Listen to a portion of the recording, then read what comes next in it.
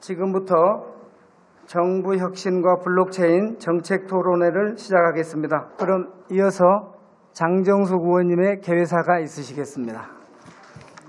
네, 안녕하십니까? 국민의당 안전행정위원회 장정숙입니다. 바쁘신 가운데 정부 혁신과 블록체인 토론회에 참석해 자리를 빛내주신 여러분들께, 내빈 여러분들께 감사의 말씀드립니다. 또 발제를 허락해 주신 박창기 블록체인 OS 대표님, 그리고 토론을 맡아주신 이기우, 이영환 교수님과 행정자치부의 황명석 과장님, 한국인터넷진흥원의 강필용 팀장님 감사드리겠습니다. 정부 4.0을 위한 정부 혁신의 한 방법으로 블록체인 도입 방안을 국회에 처음으로 소개할 수 있게 되어 매우 기쁘게 생각합니다. 현재 정부 부처가 생산한 데이터는 대규모의 중앙화된 시스템을 통해 운영되고 있어 막대한 유지 보수 비용과 함께 해킹과 오류 위험에 상시적으로 노출되어 있습니다. 또한 현 정부는 정부 3.0을 추진하며 투명한 정부를 주장했지만 양적 확대만을 추구한 한계와 최순실 국정농단 사태로 인해 다양한 노력에도 불구하고 당초 취지가 퇴색된 것이 사실입니다. 블록체인 시스템이 정부 행정에 도입이 된다면 정부가 기록하고 관리하는 각종 공공서비스 영역에 큰 변화가 일어날 것으로 예상이 됩니다. 정부가 보유한 자료를 여러 곳에 분산 저장해 누구나 자료의 분석과 활용이 가능해지고 위변조 여부를 확인할 수 있어 행정의 신뢰성과 투명성이 제고될 수 있을 것으로 기대가 됩니다. 또한 참여자 모두가 정보를 공유하고 상호 검증하는 블록체인 기술의 특성은 매번 되풀이되고 있는 선거, 투 개표 부정 논란을 종식시킬 수 있는 대안으로 인식되고 있습니다. 이처럼 정보 민주화를 실현할 핵심 기술로 평가되는 블록체인은 이미 세계 각국에서 정부 혁신을 위한 새로운 수단으로 주목을 받고 있습니다. 미국에서는 공화당 유타주 대선 선거에서 시험적으로 도입한 바 있고 이번 대선 과정에서 민주당의 힐러리 후보가 정부 혁신 방안으로 블록체인 도입을 공약한 바도 있습니다.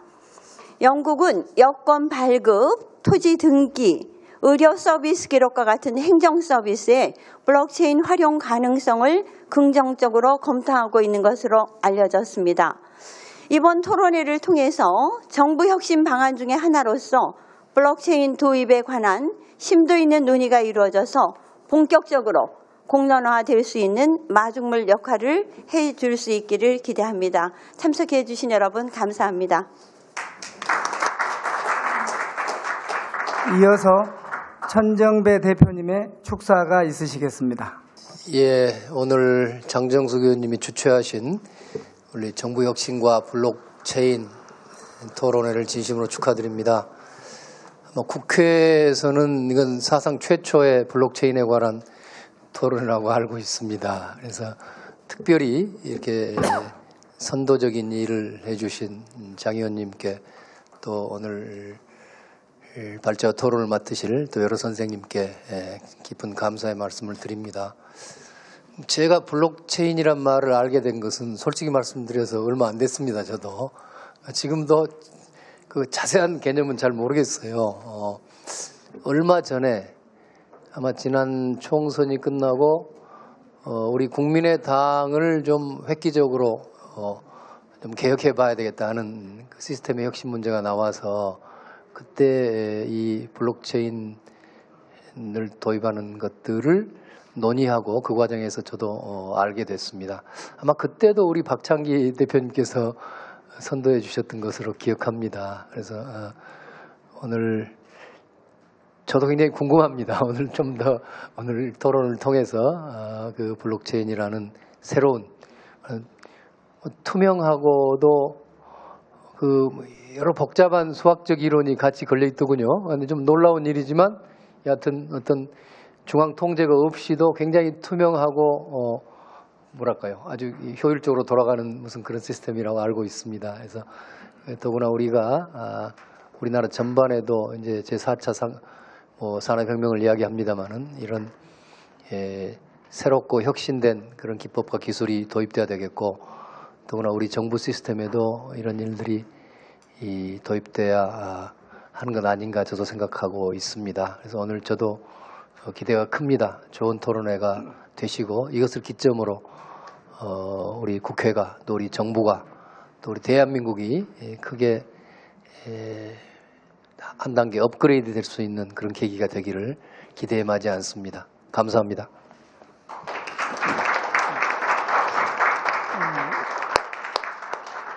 이어서 국민의당 원내대변인 이용호 의원님의 축사가 있으시겠습니다. 이용호 국민의당 원내대변인입니다. 조금 전에 우리 천정배 전 대표님은 4월에 블록체인이라는 말 처음 들었다고 그러는데요. 저는 지난주에 처음 들었어요. 갑자기 제 옆에 앉아 계신 우리 장정수 의원님께서 원내 대책회의에서 블록체인 그러는데 이게 체인을 뭐 블록으로 뭘 하나? 이런 생각을 했는데 정말 저한테는 아주 생소한 그런 건데요. 잠깐 보니까 정부 혁신과 매우 밀접한 관계가 있고 또 그러면서도 정부 투명성을 제고하고 또 4차 산업과 유기적으로 연계된 아주 굉장한 거구나 이런 생각만 합니다. 저는 언제든지 우리 장정숙 의원님을 개인적으로는 제 누님으로 생각합니다. 늘 그냥 회의 때 옆에 앉아 계시고요. 저하고 안행위에 있는데 그 옆에 또 앉아 계시고 운영위 가면 운영위 옆에 앉아 계시고 그래서 제가 늘 가장 좋아하는 의원 중에 한 분이고 그러면서도 굉장히 열정이 넘치세요.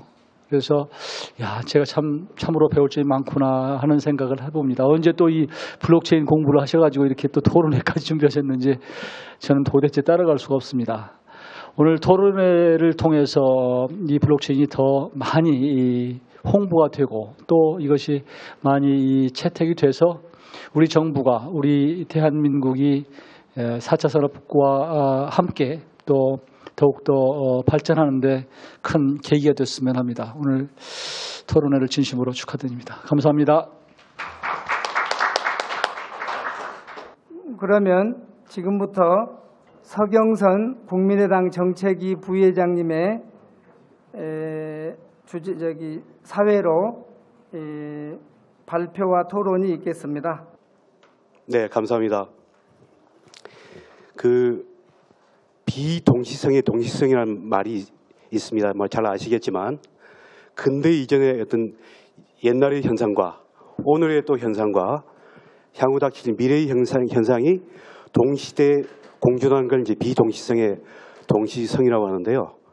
이번에 광화문 집회에서 헬조선인 줄 알았더니 고조선이었다 이런 구호가 있었다고 합니다.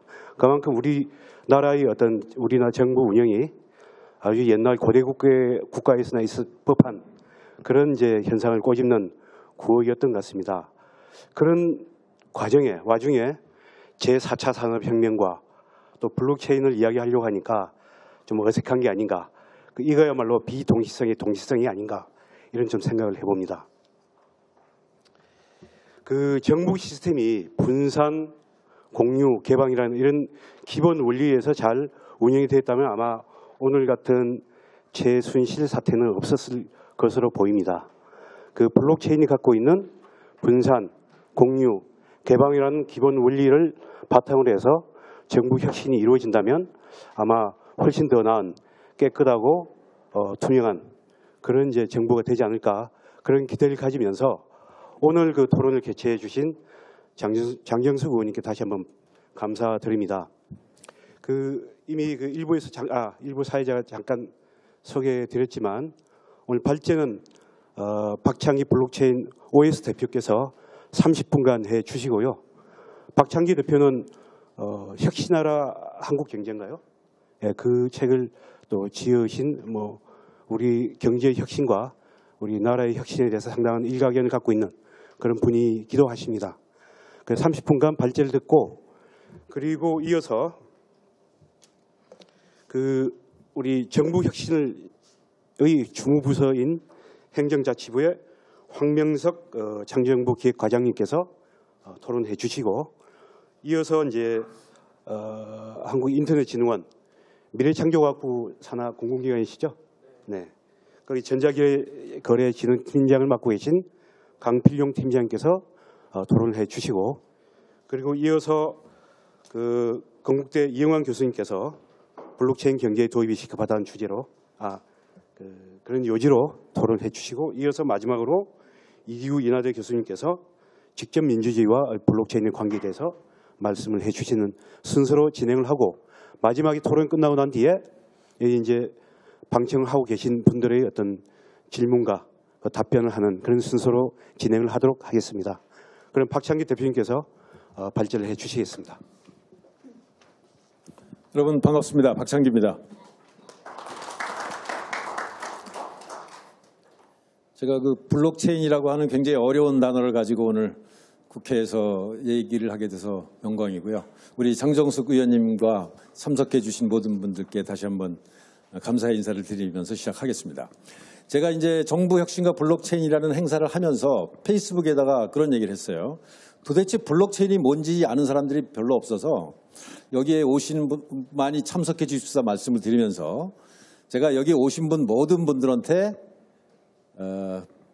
블록체인으로 만든 화폐를 나눠드리겠다 이렇게 약속을 드렸습니다. 그래서 여러분들 그 블록체인은 잘 모르시지만 비트코인은 많이 아실 거예요. 가상화폐죠.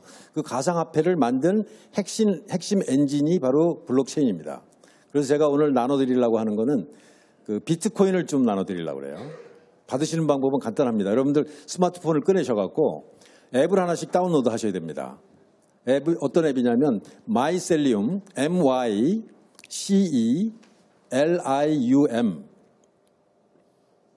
제가 돈을 보내드릴 거니까 주저하지 마시고 다들 다운 좀 해주세요. MyCELIUM. 그걸 이제 다운로드 하는데 좀 시간이 걸릴 테니까요. 다운로드 하시고 어느 정도 되면 이제 저희가 보내드리도록 하겠습니다. 정부 혁신과 블록체인을 얘기하는데 저 개인에 대해서 약간 설명드리면, 저는 삼성그룹의 CJ 제일지당에서 약 14년간 일하면서 런던과 뉴욕 지점에서 일했고요. 그다음에 99년도에는 제가 팍스넷이라고 하는 증권 관련 인터넷 기업을 만들었고, 2000년에는 핑거라고 하는 핀테크 사업을 했습니다. 그리고 재작년에 수원과 광진구에서 지역 화폐를 블록체인으로 만드는 그 팀들과 합해서 작년에 제가 블록체인 OS라는 회사를 만들었습니다. 블록체인이라는 거는 일단 새로운 IT 기술인데요. 그러니까 PC 시대에 윈도우즈가 있었고 모바일 시대에 안드로이드가 있었다면, 블록체인 시대에는 새로운 OS가 필요하다. 그런 개념으로 디지털 플랫폼을 만드는 그런 회사를 좀 설립을 한 겁니다. 지금 이제 제가 4.0이라는 단어를 지금 사용하기 시작했는데요. 그동안 정부 3.0까지 있었지만 정부 4.0이라는 개념은 새로 나온 얘기죠. 잘 아시다시피 그 정부 1.0에서 2.0에서 3.0으로 가면서 어떤 그 공개, 참여, 개방, 공유, 소통 이런 거를 이제 목적으로 정부 3.0을 했는데 성과가 그렇게 좋은 것 같지는 않습니다. 그래서 과연 어떻게 이걸 성과를 제대로 내게 할 것인가를 블록체인을 이용해서 한번 정부 4.0이라는 개념을 생각해 보자라고 생각한 거고요. 예를 들면 정부 3.0 개념 중에 재밌는 게 보면은 여기 정부 3.0 K아파트 공동주택관리 정보 시스템. 그래갖고 전국에 있는 아파트에 굉장히 많은 정보를 정부가 주도해서 데이터베이스를 만들고 그거를 공개하는 서비스를 이렇게 만들어 놓은 겁니다. 근데 문제는 굉장히 좋은 걸 잘 만들어 놨는데 쓰는 사람들이 별로 없다는 거예요. 시간과 노력은 굉장히 많이 들었습니다. 근데 지금 아파트 문제, 관리비 문제가 엄청나게 많이 불거지고 있는데 해결책이 되지 못한다는 거죠. 이게 이제 대표적인 예지만 지난 4년간, 3, 4년간 정부 3.0에 어마어마한 인력과 예산을 투입했습니다. 근데 지금 나오는 얘기는 정부 3.0이 뭐야? 그건 그냥 슬픈 코미디야. 이런 어떤 비아냥 소리까지 나올 정도입니다. 그래갖고 여기 보면은 정부 3.0의 민낯 구경하거나 기념사진 찍거나 이런 비판이 나오는 이유가 도대체 뭐고 이것을 어떻게 극복할 것인가에 대한 것이 이제 저희가 오늘 발표하는 내용이고요. 그래서 3차 산업혁명 시대에 정부 3.0이 있었다면 이제 정부 4차 산업혁명 시대에는 그에 걸맞는 정부 4.0이라는 개념을 쓸 수 있지 않겠느냐라는 개념을 한번 생각해 본 거고요. 결론부터 말씀드리면 방대한 행정정보를 원자료 형태로 블록체인에다가 보관하자는 겁니다. 가공된 상태로 한 게 아니고, 그래서 이 원자료를 누구나 쉽게 접근해서 빅데이터 산업을 발전시키고 부정부패를 근절하고 시민의 행정 참여를 확대할 수 있도록 하겠다라는 거고요. 이게 뭐 지금 확실히 이해 안 가실 건데요. 제가 이제 좀 더 설명드리면 이해하실 겁니다. 그다음에 단순 업무와 인증 보증 업무를 블록체인으로 이관하자라는 얘기를 하는 거고요. 이를 통해서 공공 부분의 인력을 해서 안전과 복지로 이동시켜서 사회 안전망을 확대하자 이런 생각을 하는 거고요. 그다음에는 블록체인 투표로 직접 민주주의를 확대하고 DAO 분권 자율 조직으로 국가 시스템을 바꾸자 이런 얘기를 하는 겁니다. 그래서 창의성이 있고 책임성 있는 조직을 만들고 조직원들이 행복해지고 국민이 행복해진다는 얘기죠. 국가의 어떤 모든 부분에서 경쟁력을 강화할 수 있다 이런 주장을 하는 겁니다. 이게 이제 결론이라서 약간 어려우실 텐데요. 이제 설명을 들으시면 이해하실 거라고 생각합니다. 이게 11월 24일 지난주인가요? 지난주에 발표된 자료인데요. 블록체인 협의체를 출범하고 금융권 공동 블록체인 컨소시엄 운영 계획을 금감원에서 발표를 해갖고 굉장히 적극적으로 지금 투자를 하기 시작했습니다. 그래서 그 자료에 보면 은행권의 블록체인 컨소시엄을 만들고 금융투자권의 블록체인 컨소시엄을 이렇게 만들겠다 이렇게 발표가 됐고요. 그다음에 바로 오늘인가요? 이게 이제 창조경제 가시화를 위한 35차 ICT 정책 해우소 계획에서 블록체인 기술 활성화 방안이 지금 오늘이죠. 11월 30일 조금 후에 키사에서 지금 열리고 있습니다. 저도 여기 원래 참석할 계획이었는데 겹쳐서 참석은 못했는데요. 이거는 미래창조과학부에서 하고 있는 거죠. 보시면 금감원과 미래창조과학부가 서로 경쟁적으로 블록체인을 도입하는 사업을 지금 적극적으로 하고 있다는 겁니다. 그리고 바로 오늘 신문인데요. 조폐공사에서 블록체인 기반한 모바일 신분증을 내년에 출시를 해서 그렇게 되면 주민등록증을 갖고 다닐 필요 없다. 이런 얘기가 있는 겁니다. 여러분들 아마 대부분 블록체인이 뭔지 잘 모르셨을 텐데 지금 이미 정부와 민간에서 엄청난 속도로 지금 블록체인에 대해서 투자하고 적용하는 일이 시작되고 있다는 그 증거를 보여드린 겁니다. 그리고 이번에 금년 초에 다보스 포럼이 이제 제4차 산업혁명을 얘기하면서 핵심 메시지 중에 하나는 그중에서 가장 중요한 기술이 바로 그 블록체인과 빅데이터다 이렇게 얘기를 합니다. 그러니까 빅데이터나 인공지능은 4차 산업혁명에 중요하다는 걸 아시겠지만 과연 왜 블록체인이 중요할지는 잘 모르시는 분들이 많을 텐데요. 오늘 여러분들이 이제 그걸 아시게 되면 아마 전 세계에서 0.1% 안에 들어가는 그 선진 기술을 아시게 되는 겁니다. 그러면서 다보스 포럼에서 어떤 얘기를 하냐면은 한 2027년 정도 되면 블록체인에서 발행한 화폐가 전 세계 GDP의 약 한 10%를 차지하게 될 것이다 이런 얘기를 합니다. 그거는 약 한 10,000조 정도 되니까 우리나라 GDP의 한 7배 가까이 되는 화폐의 가치가 새로운 가치가 블록체인에서 만든 민간 화폐로 대체될 것이다 이런 얘기를 하는 거거든요. 그러니까 굉장히 큰 변화가 현재 일어나고 있는 거죠. 그래서 이제 그 블록체인이 비트코인에서 만든 거라고 말씀드렸는데요. 비트코인은 2009년도에 만들어져서 사실 누가 만든지도 모릅니다. 지금 정확하게. 그리고 정부가 관여하지 않아요.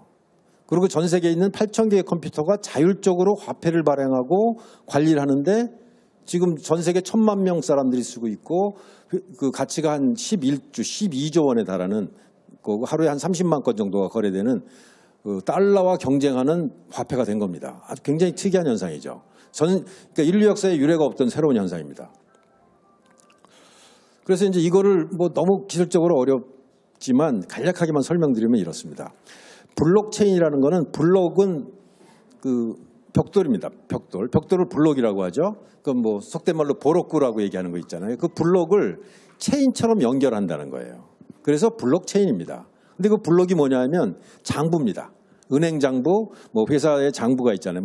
모든 거래 기록을 이제 쌓아놓는 그걸 이제 블록이라고 하는데 10분 단위로 블록을 만듭니다. 전 세계에 있는 거래 내역을.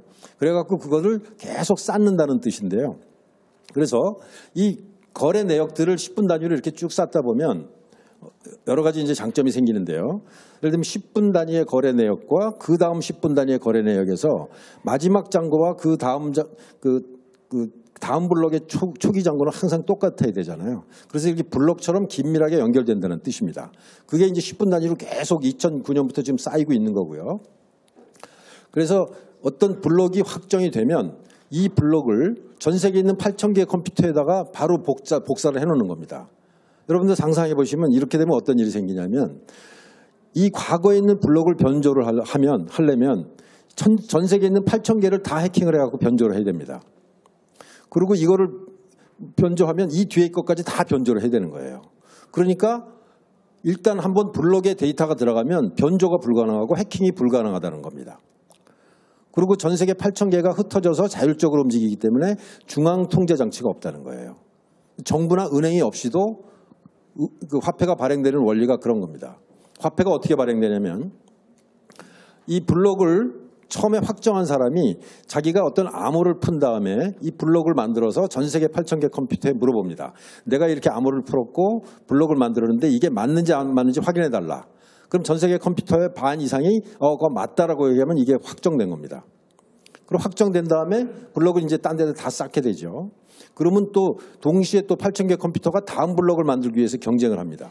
근데 이거 블록을 만들면 어떤 이점이 있냐면 전 세계에서 일어난 이 블록에 들어가는 수수료를 자기가 다 갖게 되고요. 그다음에 12.5개의 그 비트코인을 자기가 발행하고 갖게 됩니다. 이런 식으로 발행이 돼요. 그러니까 보통 컴퓨터가 발행자가 되는 겁니다. 그러면서 관리자가 되는 거죠.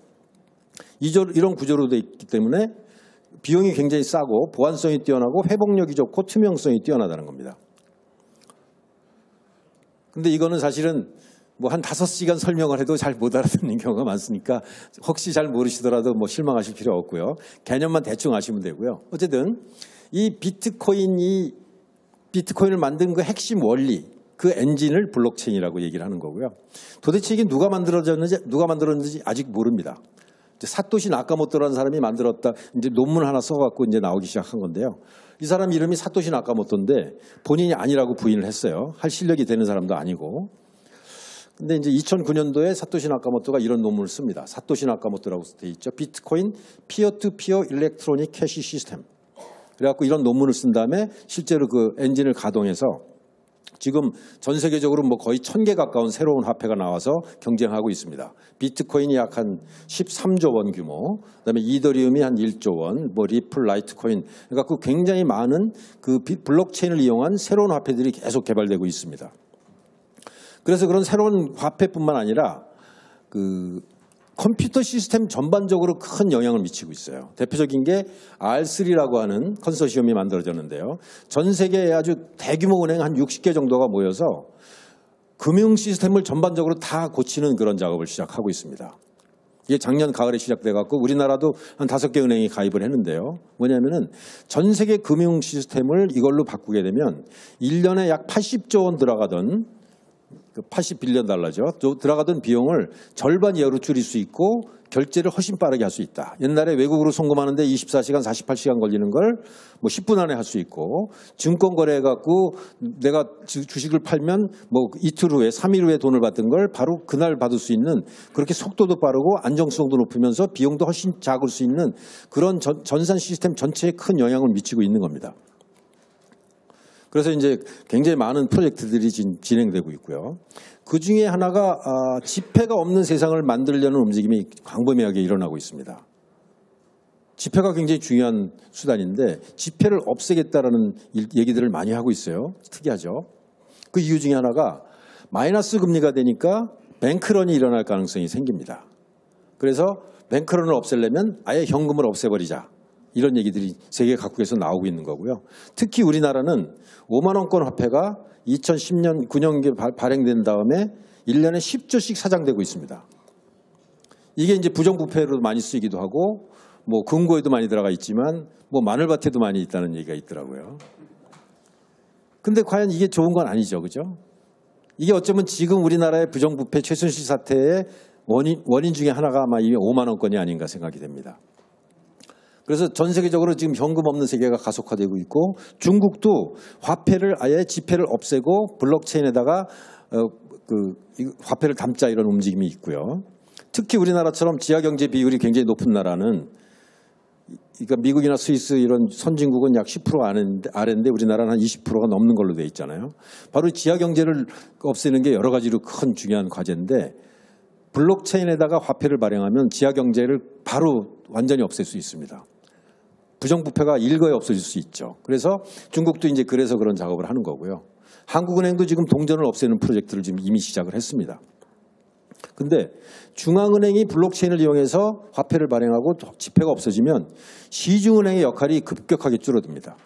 시중은행이 각각 자기 전산 시스템을 거의 별로 중요하지 않아져요. 굉장히 팍 줄여야 됩니다. 그다음에 신용카드와 모바일 결제에도 엄청난 변화가 일어납니다.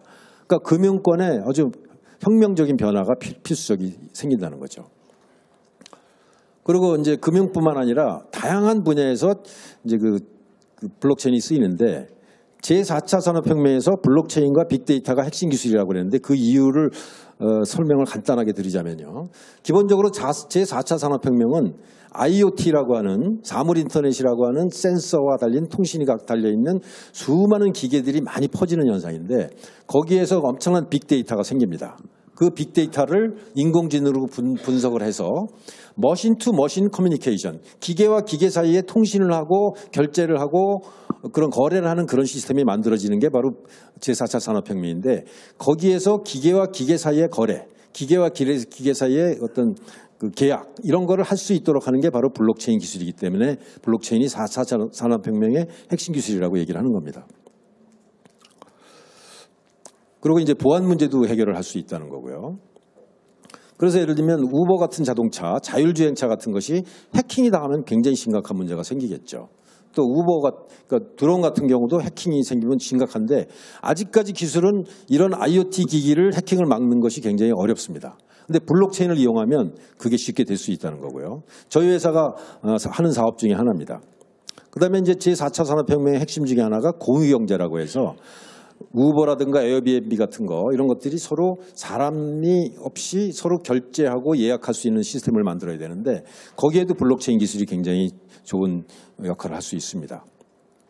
그래서 주로 이제 핀테크 분야에서 블록체인이 많이 연결되는데 저는 그 블록체인이 핀테크뿐만 아니라 정부와 관련된 일도 굉장히 많이 할 수 있다 이렇게 생각을 해서 거번테크라는 단어를 한번 생각해 봤어요. 혹시 거번테크라고 들어보신 분 있으신가요? 아마 몇 분 안 계실 거예요. 왜냐하면 이 단어를 제가 처음 만들어서 몇 달 전에 신문에 쓴 겁니다. 그래서 거번테크의 새로운 시장은 열릴 것. 이게 제 사진입니다. 몇 년 전 사진이에요. 6월 달에 매일경제에다가 제가 인터뷰를 하면서 거번테크라는 개념을 한번 써보자. 거버넌스와 혹은 거버먼트와 테크놀로지의 합성어입니다. 거버넌스 혹은 거버먼트는 굉장히 시간이 오래 걸립니다. 개혁하는데. 근데 거기다 기술을 결합해서 빠른 속도로 개혁과 어떤 개선을 할 수 있다는 게 바로 이제 거번테크고요. 그래서 이게 제가 뭐 처음 만든 건 아니고 사실은 김광훈 교수라는 그 굉장히 훌륭하신 그 행정학자분이 계신데 이분이 전부터 말씀하신 겁니다. 정부의 신뢰가 바닥으로 떨어지니까 민간끼리 P2P 화폐를 교환하는 블록체인을 이용한 신뢰공학으로 입법, 행정, 사법, 선거의 중심축이 정부에서 민간으로 옮겨갈 것이다. 굉장히 그 선견안을 갖고 계신 분이죠. 그리고 미국의 힐러리 클린턴도 우리 장 의원님도 말씀하셨지만 그 미국이 세계 최첨단 기술에 선도해야 되는데 그중에 핵심 기술이 바로 자율주행차와 머신러닝과 기계학습이죠. 그다음에 블록체인을 행정에 적용하는 것이다. 그러니까 블록체인을 행정에 적용하는 것이 가장 중요한 기술이다. 선도하는 기술. 그것이 미국이 선도해야 되겠다. 이런 얘기를 한 겁니다.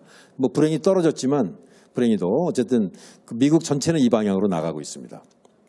그리고 영국은 금년 초에 이미 정부 전체를 비욘드 블록체인 전략이라고 해서 블록체인을 이용해서 전에 정부와는 완전히 다른 새로운 정부를 만들겠다라는 전략을 수립해서 지금 집행을 하고 있습니다. 컴퓨터 시스템 문제부터 복지 전달 비용, 정부 지원금, 그다음에 새로운 산업 창출, 그다음에 탈세를 축소하는 데 적극적으로 쓰도록 돼 있고요.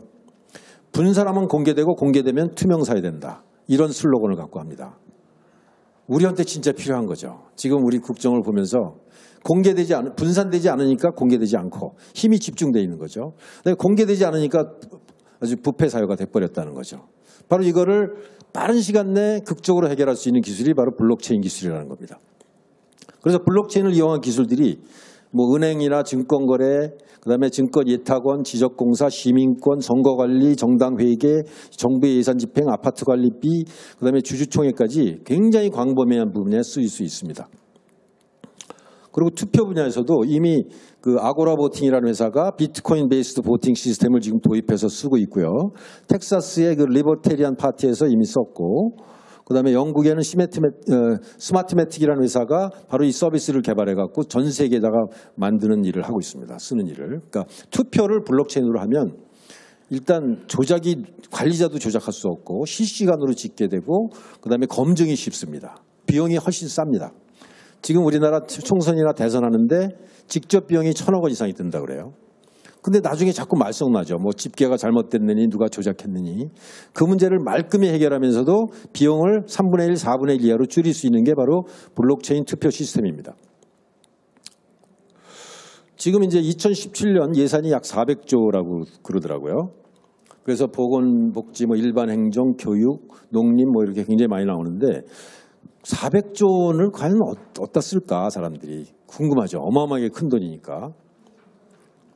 그중에 혹시 공무원의 인건비와 간접비로 얼마나 쓸까요? 혹시 황 과장님 어떻게 보세요? 공공부문 인건비 플러스 그 간접비. 40%요? 40% 보셨네요. 저는 그보다 더 된다고 봅니다. 한 50-60% 되지 않을까 생각을 합니다. 그렇게 생각하시나요? 그러면 400조 중에서 200조 원가량이 인건비로 나가는 겁니다. 공무원 인건비로. 근데 바로 그 공무원들이 효율적이냐, 열심히 하냐, 그거 어떻게 보시나요? 그렇지 않다고 생각하시는 분 박수 한번 쳐주십시오. 죄송합니다. 200조 원이라는 어마어마한 돈이 낭비되고 있다는 생각을 하는 사람들이 굉장히 많아요. 근데 과연 그럼 공무원이 우리나라 몇 명일까? 몇 명인가요, 우리 과장님? 100만 명으로 보시죠. 근데 공무원 플러스 국가의 세금으로 월급 받는 사람 다 합하면 몇 명쯤 될까요? 황 과장님. 죄송합니다. 어려운 숙제를 자꾸 내요. 전문가시니까 행정자치부. 그건 논란이 많아요. 공무원, 정식 공무원은 100만 명인데 그거 말고도 월급에서, 그러니까 월급을 세금에서 받는 사람들 굉장히 많죠. 여기도 계시고, 뭐 사립대학교 교원도 계시고, 고등학교 교원도 계시고, 뭐 직업군인도 있습니다. 그래서 어떤 사람은 200만이다. 어떤 사람은 250만이다. 이렇게 얘기합니다. 그래서 제가 자료 하나 찾아봤어요. 충북대 그 최영출 교수님은 정부는 2006년 기준입니다. 약 97만 명인데 실제로 군인, 사립중고등교원, 전 공익의원, 비영리 공공기관, 공공기관 비정규직 지방공무원까지 해서 200만쯤 된다 이렇게 얘기합니다. 그런데 공무원 한 명을 더 채용하면 얼마나 국가 예산이 더 들어갈까요? 그것도 황 과장님이 아실 것 같은데.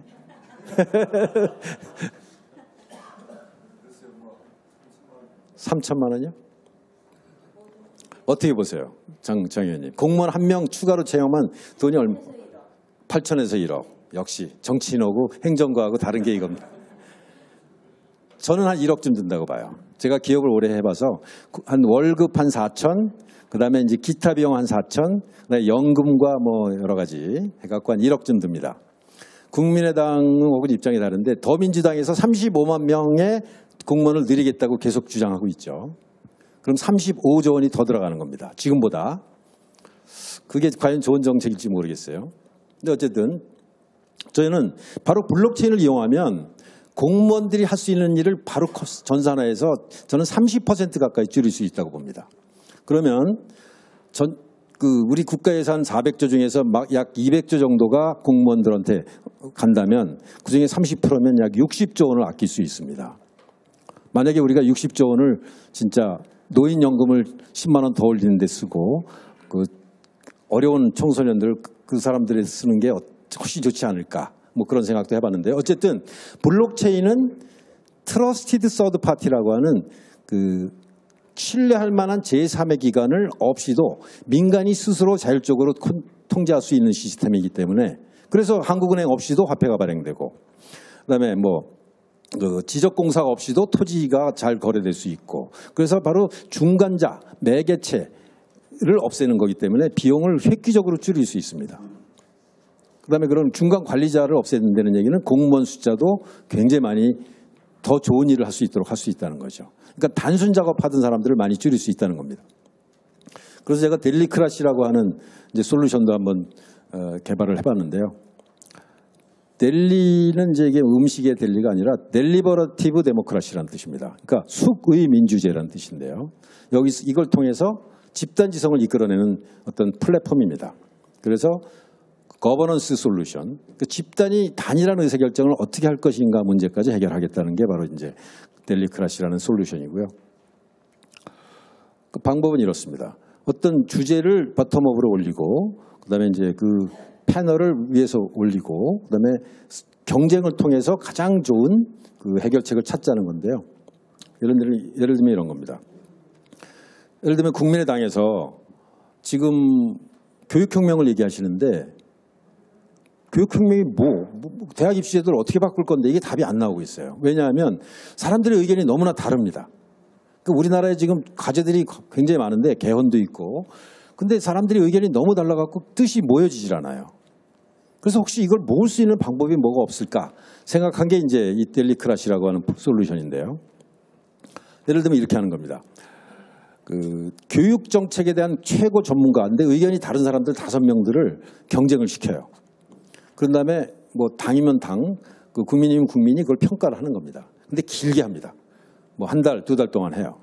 그리고 주식 투자처럼 그 사람에 대한 평가를 주식처럼 이렇게 사고 팔면 주가가 오르락 내리락 하겠죠. 시간이 지나면 한 명 탈락하고 또 한 명 탈락해서 시간이 더 지나면 결국은 단일한 안으로 남는다는 겁니다.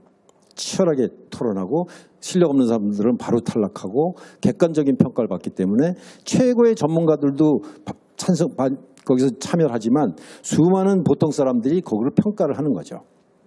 이런 방식으로 하면 어떤 집단의 의사결정을 쉽게 할 수 있지 않겠느냐, 이제 이런 방법을 제시한 거고요. 그래서 여러 가지 주제, 뭐 전기요금제, 저출산, 가계부채 같은 동시에 핸드폰을 이용한 이제 이게 일종의 그 모바일 게임인데요. 이걸 가지고 동시에 30개, 50개의 주제에 대해서 단일한 해결책을 찾고자 하는 게 바로 델리크라시라고 하는 솔루션입니다. 그래서 예를 들면 전기요금 누진제에 대해서 토론을 하다가 예를 들면 4사람이 나옵니다. 장보고, 김종호, 뭐 이순신, 홍길동이 나와서 토론하는데 이 사람의 안이 어떤가를 이제 이렇게 설명을 하고 동영상도 올리고 그래갖고 4사람이 치열하게 경쟁을 하는 거죠. 그리고 댓글들이 올라오면 그것을 반영해서 수정안도 내고 합병안도 낼 수 있는 겁니다. 그래서 이제 그리고 정책 토론 주제도 밑으로부터 올라오도록 해요.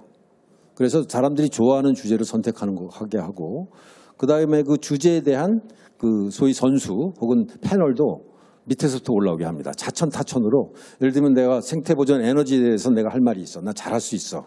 그럼 수많은 사람들이 올라와서 그야말로 진검승부를 오랫동안 함으로써 단일한 안을 만들어내는 이제 그런 솔루션인데요. 이게 주식 투자처럼 할 수 있기 때문에 모바일 게임적 성격을 갖고 있습니다. 저희가 이거를 이제 아까 천정배 의원님하고 상의드려서 제가 이거를 국민의당에 하고 계약을 해서 3개월째 제작을 하고 있고요. 12월 달에 출시할 예정입니다. 기대하셔도 될 겁니다. 우리 사회가 가장 어려워하는 수많은 사람들이 다른 의견을 가졌을 때 누구나 승복할 수 있는 단일한 안을 어떻게 도출할 것인가에 관한 솔루션이고 전 세계에서 최초로 나오는 유일한 솔루션을 국민의당이 하시게 될 겁니다. 그래서 이제 올림픽에서 금메달을 받으면 다 승복하잖아요. 그죠? 그것처럼 수많은 사람들이 오랫동안 경쟁하며 해갖고 공정한 룰에 의해서 1등이 되면 승복을 하자는 거죠. 지금 우리 사회는 온갖 토론이 있지만 그 결론은 나지만 승복을 못하니까 갈등이 생기잖아요. 그래서 올림픽처럼 예를 들면 제가 대선과 그 개헌 국면에서도 쓸 수 있다라는 생각을 해봤습니다. 어떤 얘기냐면 제가 이제 정책 올림픽이라는 이름을 줬는데요. 그 대선 주자 국가가 이제 선수를 파견하듯이 대선 주자가 20개 정책에 대해서 자기의 최고 선수를 파견해서 이 플랫폼을 이용해서 경쟁을 해서 최종 승자가 많이 나오는 편이 대선 이제 후보가 될 수 있고, 그 다음에 혹시 자기네가 그 채택이 안 됐더라도 예를 들면 이런 거죠. A 정당에 누가 20개 정책 중에서 13개를 우승하면은 그 사람이 이제 대통령 될 가능성이 크겠죠. 근데 B 정당에서 5명이 우승자가 나왔다. 그러면 그 정책을 갖다 쓰면 된다는 거죠. 혹은 그 사람을 아예 장관으로 갖다 쓰자는 거예요. 그러면 대통령 하기 쉽죠. 이미 국민들이 많은 사람들이 주요 정책을 결정해 줬고 그걸 집행만 하면 됩니다. 그리고 여야들이 어떤 훨씬 더 협치를 할 수 있죠. 그래서 국가가 훨씬 더 편안해지고 좋은 나라가 될 수 있지 않을까 그런 한번 상상을 해봤는데요. 제가 이제 이런 플랫폼으로 이게 될 수 있으면 좋겠다는 생각하고 있고 이런 거를 수많은 토론이 진행될 때 중간중간에 TV 토론을 할 수 있고요. 그러면 TV 토론이 뭐 2-3시간 동안에 끝나는 게 아니라 뭐 2달, 3달 진행되는 과정에 핫한 포인트를 잡아갖고 토론할 수 있고요. 이때 국민들은 안방에 앉아갖고 누가 말을 잘하냐 못하냐에 따라서 바로 투표로 주식 투자하듯이 하기 때문에 진짜 열심히 잘해야 되겠죠. 이런 거로 재미를 만들 수 있다고 생각을 해봤습니다. 그래서 제가 짧은 시간 동안 이제 너무 많은 얘기를 해서 좀 바쁘게 진행해 왔는데요. 다시 한번 이제 결론을 좀 말씀드리면 그 4차 산업혁명에 걸맞는 거버먼트 4.0이라는 개념을 이제 처음 얘기하고 있는 겁니다. 혹시 우리가 내년에 새로운 정부, 새로운 대권 주자들이 이 얘기를 했으면 좋겠다는 얘기를 하는 거고요. 행정정보가 공무원들이 가공해갖고 국민들이 잘 안 보는 거 열심히 해갖고 그 시간과 노력을 낭비하지 말고 그냥 원재료를 블록체인에 올려놓으라는 겁니다. 그럼 수많은 사람들이 그걸 분석해서 소비자들한테 맞게 사업화할 수 있도록 많은 빅데이터 산업들이 생길 거라는 겁니다. 그다음에 단순 업무와 인증 보증 업무를 블록체인으로 이관하면 수많은 공공 부분에 단순 작업을 하는 인력들이 다 이제 필요 없게 되고 그 사람들을 안정과 그 복지로 이동시킬 수 있다는 거고요. 블록체인을 투표로 직접 민주대회를 확대하면 훨씬 더 국가의 의사결정 시스템이 좋아질 거라고 생각하는 겁니다. 그래서 이런 그 블록체인이 완전히 새로운 기술이지만 전 세계적으로 그 금융 산업뿐만 아니라 행정 분야에도 급격하게 발전하고 있는데 우리나라도 상당히 앞선 편입니다. 특히 국회에서 아마 이런 거 하는 건 이번이 다른 나라 비교해도 처음이 아닐까 이런 생각을 드는데요. 아닌가요? 어쨌든 메디어 안에 들 겁니다. 그래서 장정수 의원님께 다시 한번 감사드리고 이걸로 마치도록 하겠습니다. 감사합니다. 네, 박창희 대표님 30분 동안 발제해 주시느라 고생 많으셨습니다. 다시 한번 박수 부탁드립니다.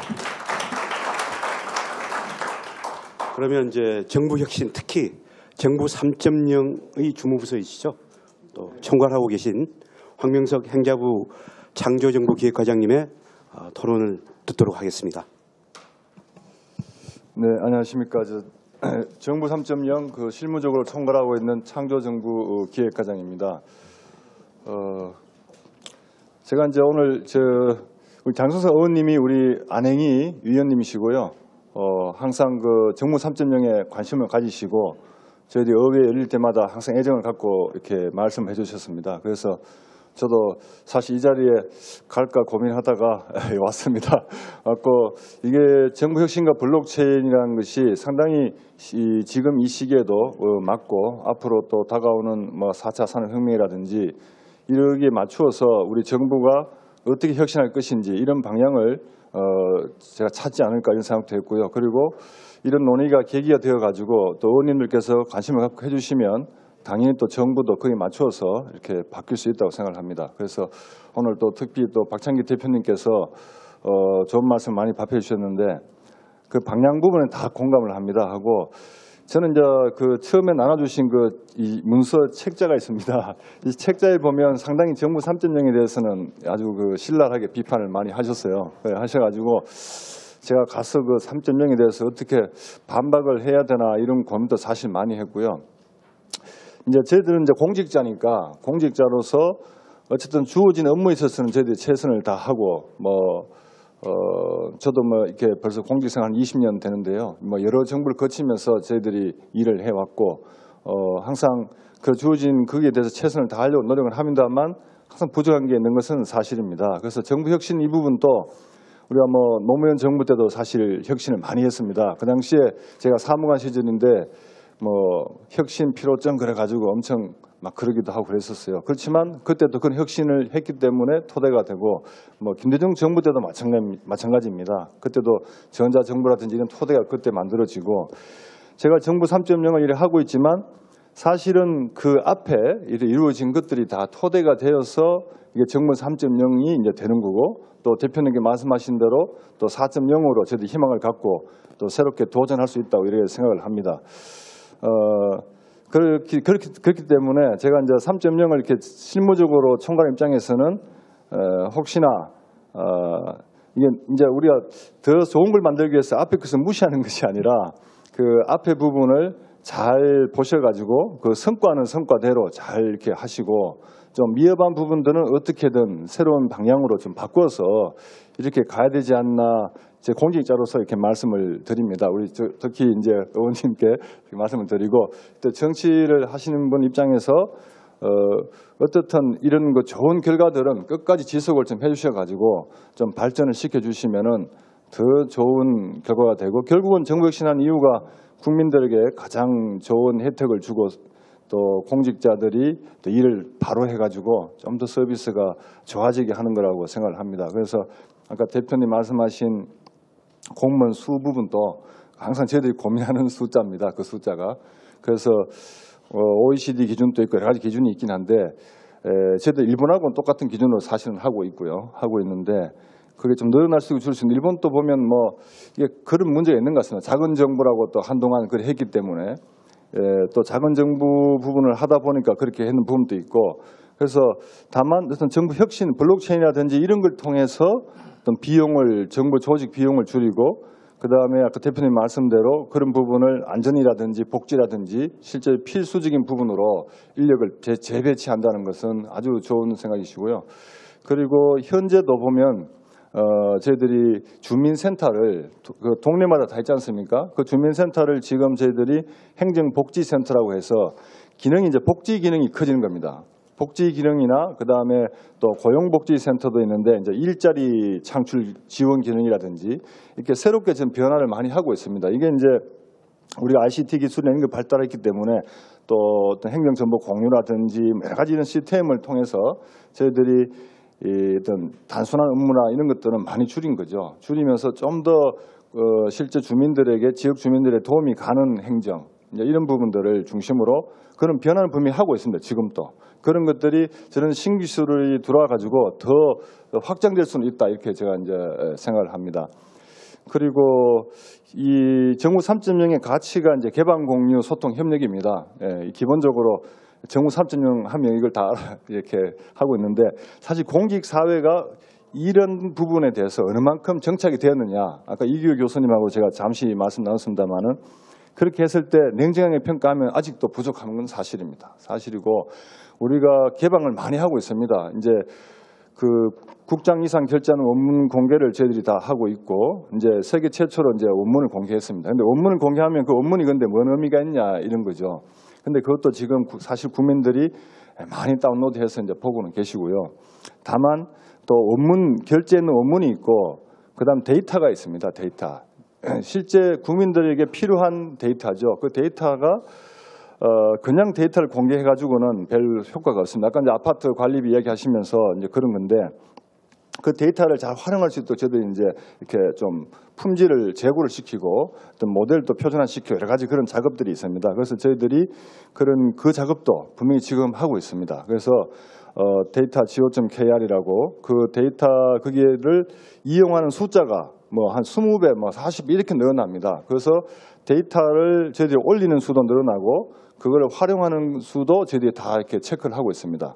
그 다음에 그 데이터를 통해서 앱을 만든다든지 웹을 만든 창업하는 사례도 저희들이 체크를 하고 있고요. 이 시스템에 의해서 다 검증을 하고 있는데 그런 비율은 점점 늘어나고 있습니다. 앞으로도 이 부분들은 우리가 4차 산업혁명이라는 게 빅데이터라든지 데이터 부분이 중요하기 때문에 이런 부분은 계속 앞으로도 더 강조하시고 좀 끌어주셔야 더 되지 않겠나 이런 생각을 합니다. 그래서 현 정부 3.0 차원에서도 좀 부족하지만 어떤 정보 공개를 통해서 어떤 창업이라든지 이렇게 또 연결될 수 있도록 저희들이 지금 하고 있다는 것도 한 번 더 말씀을 드리고요.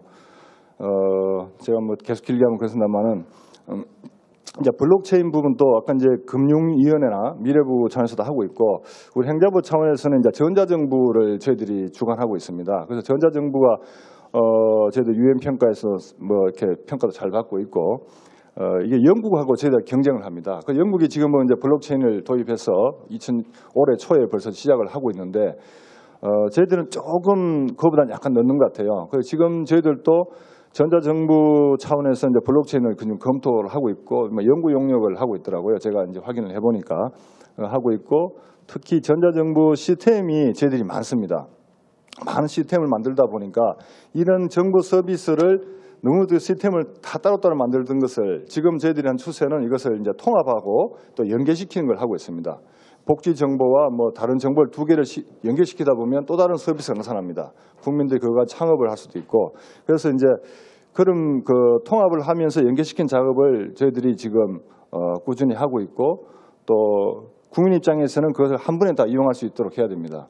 그런 차원에서 지금 저희들 블록체인을 검토하고 있더라고요. 그래서 그 인증과 관련해 가지고 그런 블록체인을 지금 검토하고 있는데 좀 더 이제 행정 부분에 도입하고 하는 부분들은 더 노력이 필요하지 않겠나 생각을 합니다. 예, 생각을 하고 그래서 오늘 뭐 이 계기로 제가 또 말씀 많이 해주시면 또 듣고 제가 또 지금 저희 행자부 차원에서 보고를 드리고 더 이런 정부 혁신과 관련해서 더 좋은 게 될 수 있도록 노력하도록 하겠습니다.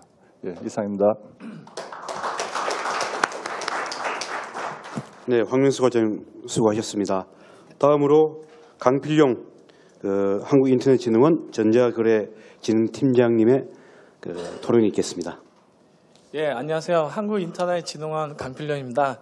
지금 담당하는 업무는 그 전자문서, 전자거래, 그 안전성, 신뢰성 제고와 그 이용의 촉진에 관한 업무를 하고 있습니다. 지금 블록체인 기반의 뭐 이렇게 거래를 활성화하고 투명화하는 게 저희 팀의 업무랑 또 인터넷진흥원의 업무랑 많이 부합해서 이게 처음에 이제 그 토론자로 섭외가 왔을 때 망설임 없이 가겠다고 했습니다.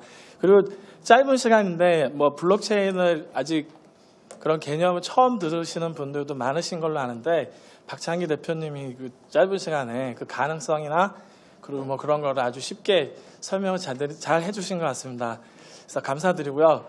아무래도 저는 이제 신뢰성, 뭐 안전성을 보니까 오늘 오신 분들한테 좀 더 보충 설명을 해주고 블록체인의 그 장점과 그리고 현재 이게 블록체인이 완성된 기술이 아니라 지금 계속 진행되는 기술이기 때문에 사실 정부 파트에 들어가기 위해서는 많은 검증이 필요하다는 게 전반적인 의견에서 그럼 어떤 문제점들이 해결되지 않고 있고 또 우리가 거기서 보는 가능성은 뭔지 좀 간략하게 말씀드리겠습니다. 일단 블록체인이라는 개념은 새로운 개념이 아니라 예전부터 있었던 개념인데 이전에 우리가 생각할 때는 어떤 그 인터넷의 그 비대면 거래를 할 때 안전한 거래를 하기 위해서는 반드시 우리가 트러스트 서드 파티라 그래가지고 중앙 관리자를 두고 정부가 공인한 어떤 뭐 은행이라든가 정부가 책임을 져주고 거래를 매개를 해줘야지만 안전하게 할 수 있다고 생각을 해왔었는데 그 비트코인이라는 게 그런 중간 매개자 없이도 화폐를 정부나 은행 개입 없이도 화폐를 발급하고 그게 또 전 세계에서 잘 유통이 되니까 아 사람들이 이제 우리가 편견을 가지고 있었구나. 그리고 혁신적인 개념인데 그 내용으로 보면은 이제 비트코인이 무조건 뭐 좋아서 그렇다기보다는 비트코인 자체를 본 게 아니라 비트코인에 사용된 블록체인의 가능성을 본 건데 사실 비트코인도 문제점은 많습니다. 얼마 전 2013년 이제 한국은행에서 결제 지급 그 결과 지급 결제 보고서에서는 블록체인이 한국에서의 결제 통화를 대체하지 못한다고 의견을 냈다가 최근에 바꿨는데 그 이유는 일단은 국내는 금융실명제를 하고 있는데 비트코인은 그 거래 내역이 다 공개되는데 A가 B로 예를 들면 10 비트코인을 보냈다.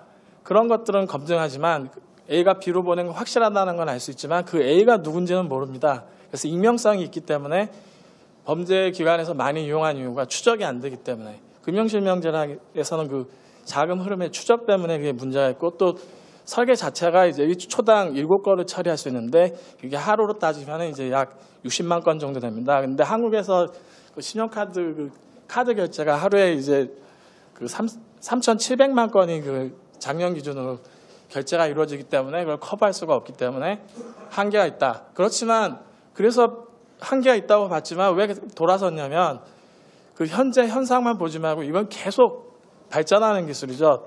그 블록체인 2.0을 표방하면서 얼마 전에 작년에 이제 이더리움이라는 그런 또 가상화폐가 나왔고 또 이런 기능들을 이용하면은 블록체인이라는 개념은 기본적으로 우리가 이게 거래 장부를 혼자 관리하는 게 아니라 여러 카피본을 분산해서 관리를 하고 그리고 거기 암호 기술을 넣어서 계속 체인을 연결해서 암호화를 하다 보면은 누가 변조를 하게 되면 바로 알 수 있다는 거죠.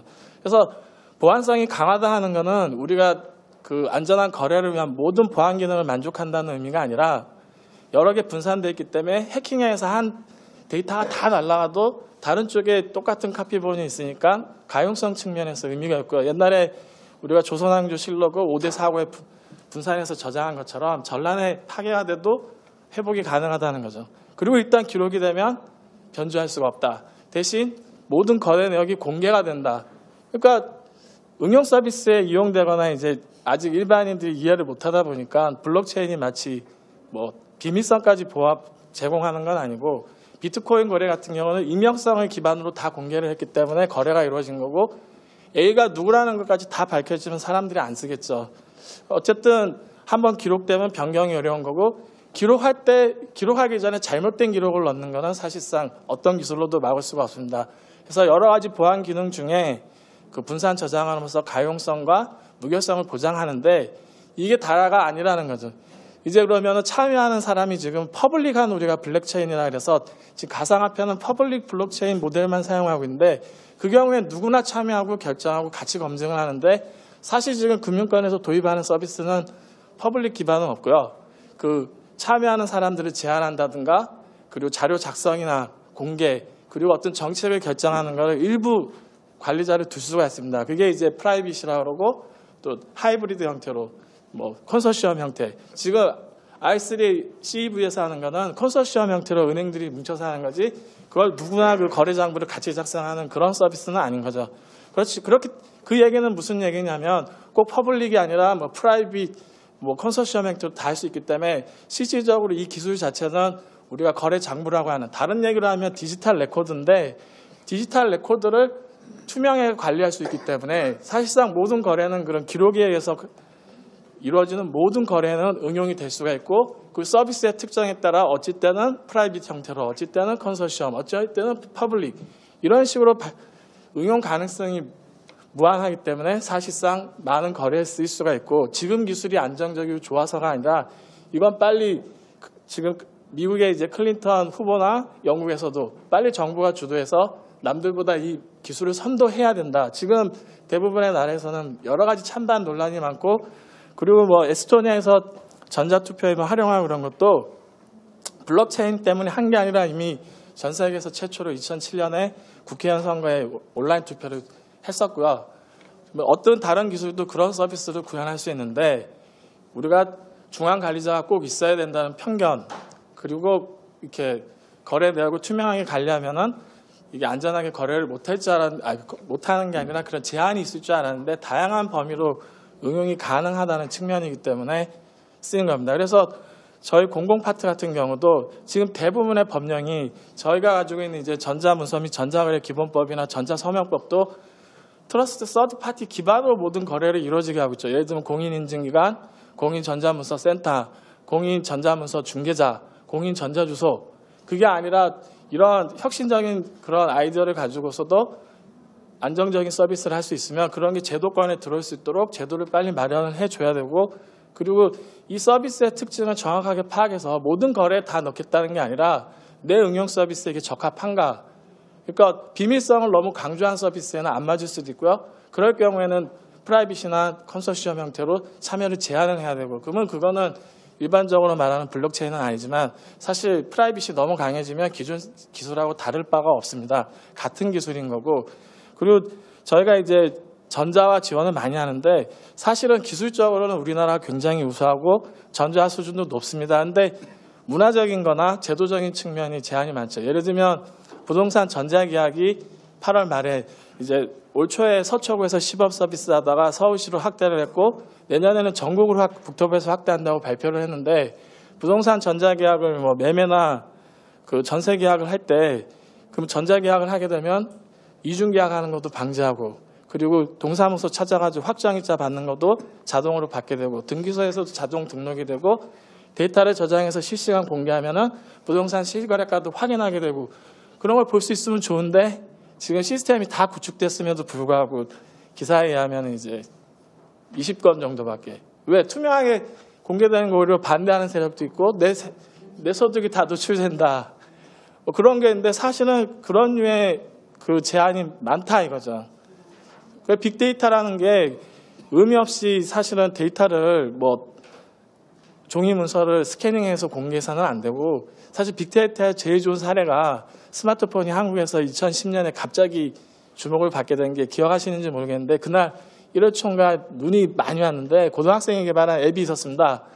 몇 분 후에 버스가 정류장에 도착하는지. 그건 서울시에서 대중교통 정보를 다 오픈 API로 공개했기 때문에 그 고등학생은 일주일 만에 개발했대. 그게 개발 천재는 아니라 데이터가 다 있기 때문에 몇 분 후에 차가 오는 정보를 단지 보여줬을 뿐이고, 지금 교통카드 거래 내역도 그 개인정보를 비식별하고 공개해주면 이제 국토부에서 도입을 하겠다는데, 기존에는 버스 노선을 설계하고 그러면 억대로 돈이 들었는데, 교통카드 탑승 하차 내역을 보면은 노선을 온라인으로 훨씬, 오히려 이게 노선이 있어야 되냐 없어야 되냐, 언제 사람이 몰리냐.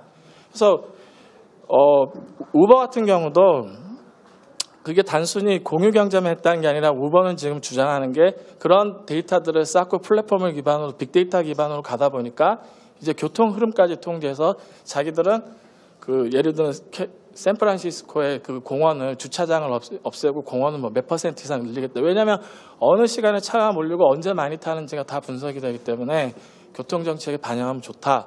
뭐 그런 식의 거기 때문에 이게 산업혁명 4.0, 뭐 인더스트리 4.0이 간다는 이유는, 블록체인은 제가 결론적으로 말씀드리면 디지털 레코드에 대한 관리니까 근본적인 핵심 기술이 될 거고, 그 위에서 이제 빅데이터나 뭐 그런 AI 기능들이 결합이 됐을 때 새로운 그 부가가치를 창출할 수 있는 거라서 이런 것들이 긴밀한 유기관계를 가지고 진행이 돼야 되고요. 그리고 빅데이터나 IoT, 뭐 클라우드, AI가 주목받는 거에 비해서 예를 들면 뭐 현재 내년에 뭐 정부 프로젝트가 특별한 걸 제가 찾지를 못했고요. 그 블록체인 같은 경우도 공공 분야에서 우선 도입하고, 예를 들면 아파트 뭐 주민 투표나 그런 쪽에 우리가 그 아파트 그 관리사무소의 거래 내역을 DB에서 다 공개를 해도 우리 아파트가 다른 데보다 돈이 많이 나가진 않았는지 의사결정할 때도 바로 온라인 투표도 다 하고, 제대로 적용될 수 있는 분야가 많고, 그거를 정부가 결정할 게 아니라 기반만 마련해주면 다양한 젊은 그 학생들하고 예를 들면 젊은 창업자들이 적은 비용 가지고, 아까 고등학생이 그런 교통 앱을 만들듯이 얼마든지 새로운 서비스를 만들고 정부를 혁신할 수 있다고 봅니다. 그래서 그런 거를 준비하는 게 이게 국회에서는 처음 이렇게 논의를 하는 과정을 가졌는데, 그런 의미에서 상당히 뜻이 있다고 보고 저희도 이제 그런 쪽에 많은 연구를 하고 있습니다. 이상입니다. 네, 강필용 씨님 수고하셨습니다. 다음으로는 그 이영환 경북대 교수님께서 토론해 주시겠습니다.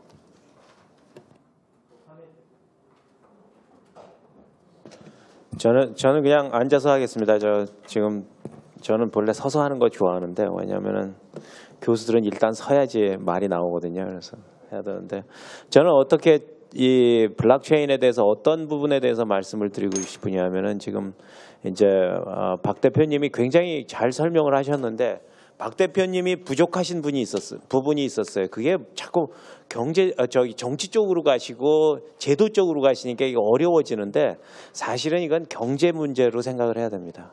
이건 우리가 이 국가적으로 이 어려운 경제난을 타개할 한 가지 기술만 얘기해 그러면은, 저는 한 가지 주저없이 꼽으라고 그러면은 그 블록체인 경제를 이야기하겠습니다.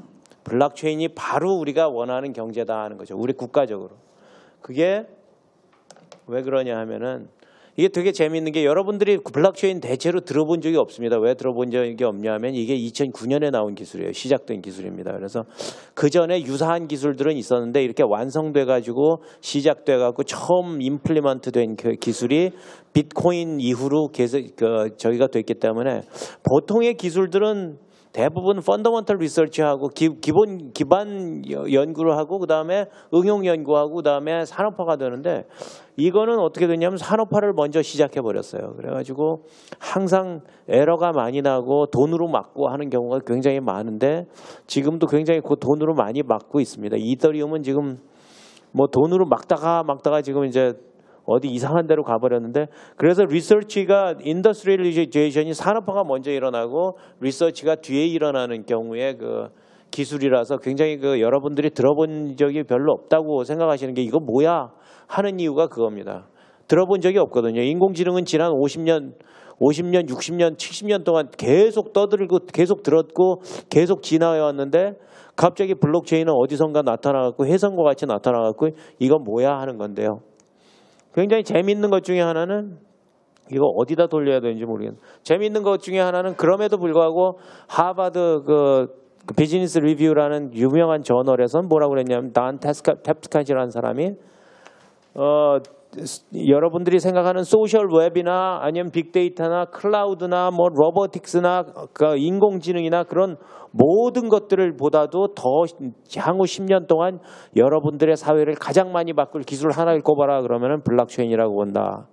그거 꼽았습니다. 저는 거기에 100% 동의하고요. 아마 박창기 대표님은 300% 동의할 거로 생각합니다. 그게 실제로 그렇습니다. 이게 그래서 중요한 기술이고요. 저기서 가트너는 탑10 기술 중에 6번째로 블록체인을 꼽았습니다. 절대로 새로 나온 기술이긴 하지만 절대로 작은 기술이 아니라는 거죠. 근데 이 기술이 뭐 한마디로 하면 어떻게 뭐라고 할 거냐 하면은 저기서 제가 영어 저기를 많이 슬라이드가 많습니다. 왜냐하면 죄송하게도 제가 영어 강의를 많이 합니다. 그래서 우리 건대 영어 외국 학생들이 많이 와 있어서 제가 영어로만 주로 강의를 하기 때문에 영어 슬라이드가 많은데요.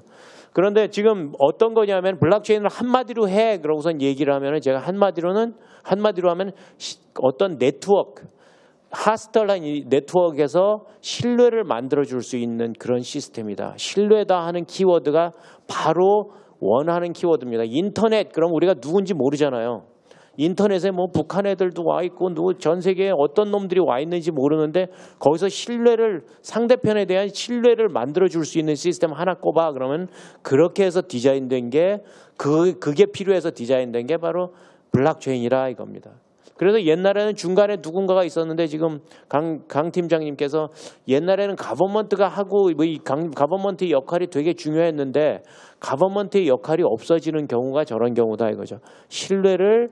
가버먼트 대신에 신뢰를 만들어주는 시스템이라 이거죠.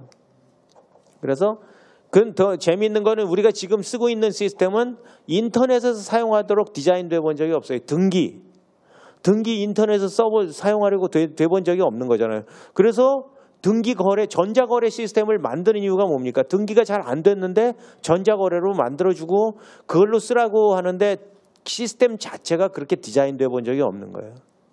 그래서 바뀌는 겁니다. 그래서 우리가 비전을 좀 알아야 되는데 사실은 비트코인이 블록체인이 비트코인 만들려고 만들어졌고 사실은 금융에서 만들어졌는데 금융에서 만들어져서 금융 시스템만 보면은 그 임팩트가 얼마나 크냐 하고 얘기하면은 영란은행에서 발표한 보고서에 의하면은 GDP가 3% 증가하게 돼 있어요. GDP가 3%.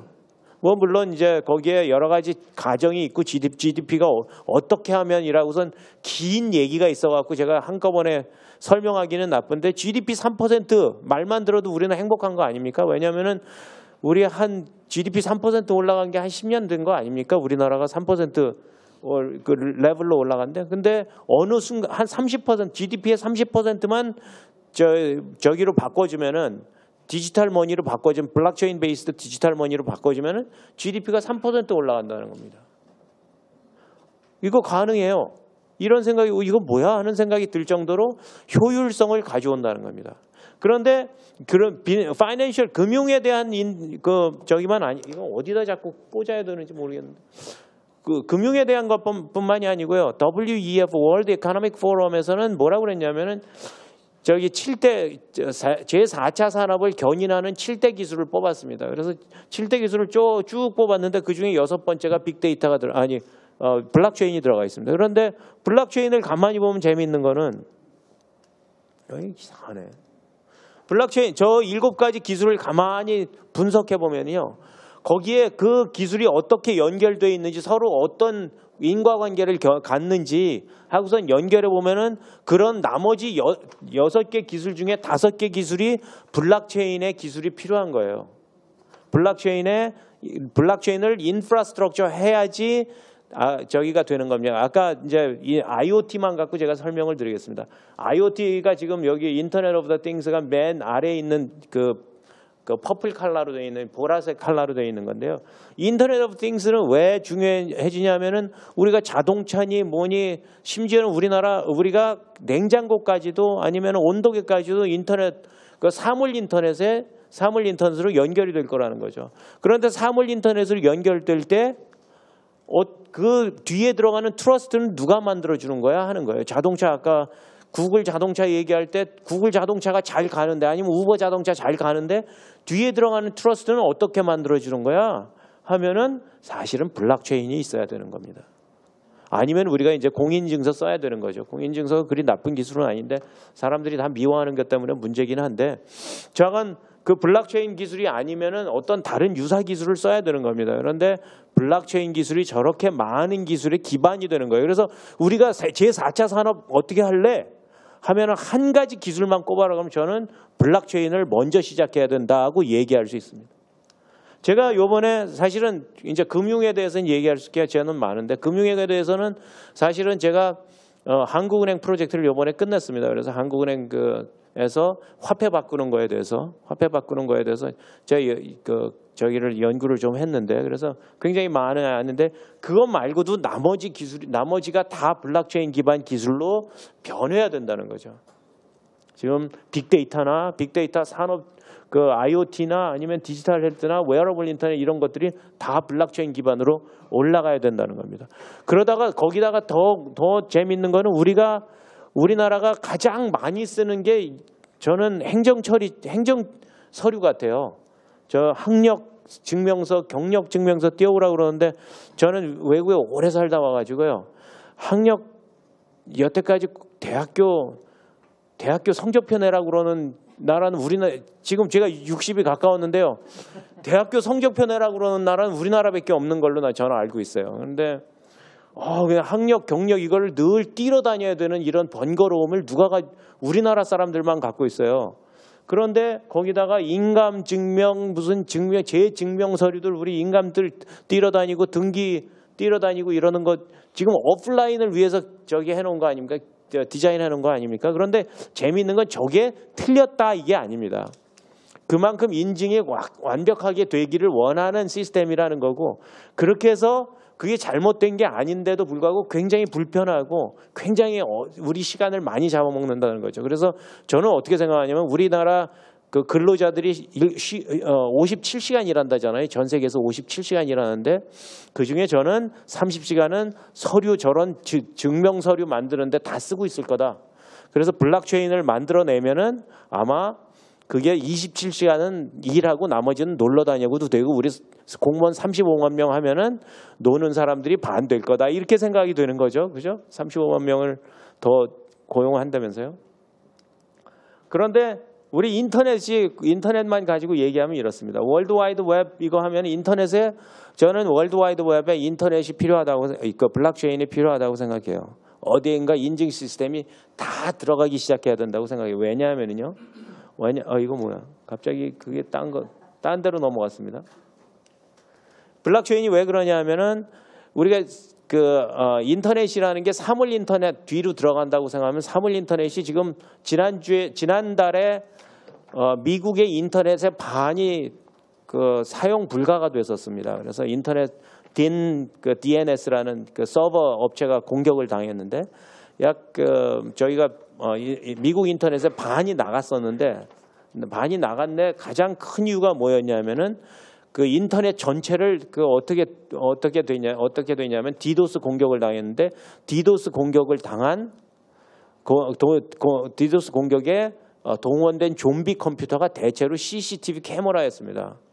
CCTV에 들어가는 카메라였어요. 그래서 겨우 15만 대가 동원이 돼서 미국 네트워크를 다운을 시켰습니다.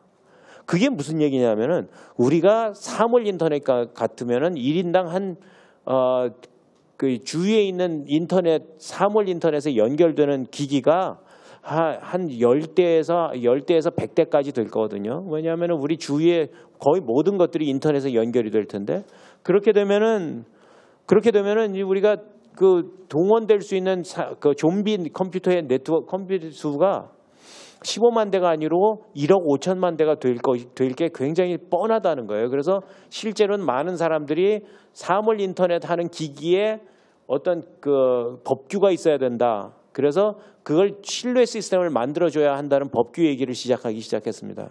실제로 법규가 들어가야 될 때 인터넷에 저런 게 들어가야 된다는 거죠. 블록체인이 들어가서 신뢰를 만들어줘야 된다는 거예요. 여기 키워드는 우리는 어떻게 신뢰를 만들어줄래 이거거든요. 우리가 신뢰를 만들어줄 수 있는 그런 시스템을 만들어줄 수 있다는 거죠. 이것도 우리가 최순실 사태 같은 경우도 사실 사회적인 이 웨이스트가 왜 생겼냐 하면은 사회적인 낭비가 저게 굉장히 좋은 거라고 여러분들 생각할 수 있지만 사실은 사회적인 낭비잖아요. 그죠?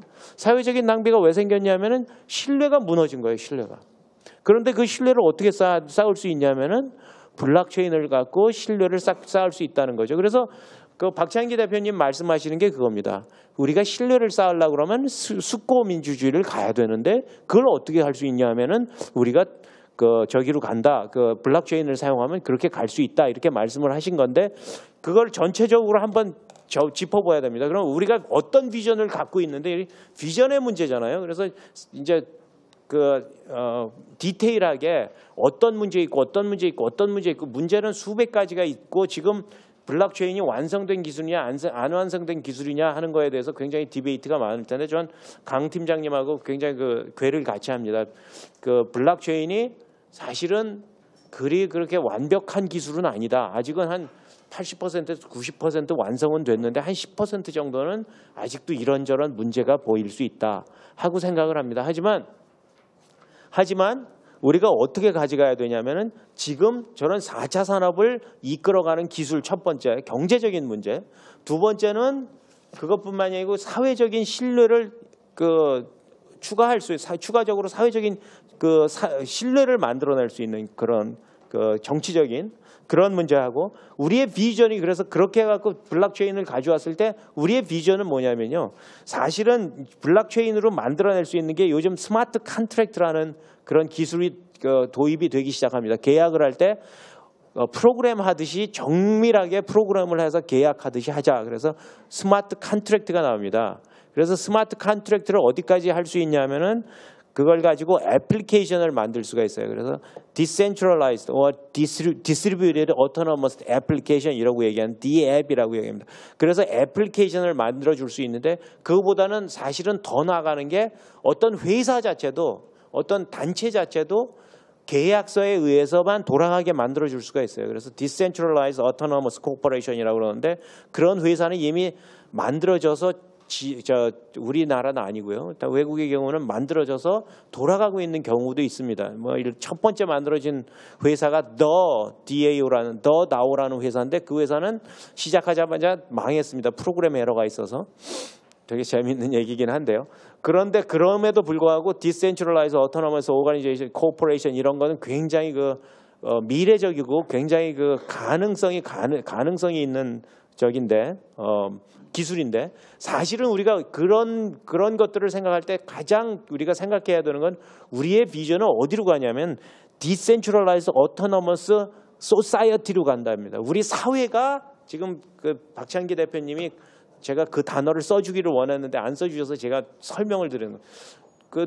박찬기 대표님이 원하시는 건 그거예요. 블록체인을 가지고 우리가 사회 자체가 디센트럴라이즈 어토너머스 사회로 가야 된다는 거예요. 탈중앙화되고 분산된 그리고 자동화된 투명화된 신뢰를 주는 그런 사회로 가는 거를 우리가 비전으로 삼고 그래서 그렇게 해서 진행을 하고 그 비전 속에서 진행을 하게 되면은 사실은 우리 사회가 성공하는 사회가 되지 않느냐. 저런 이상하게 우리가 낭비하는 것은 최소한 없어질 거 아니냐 하는 게 제 생각입니다.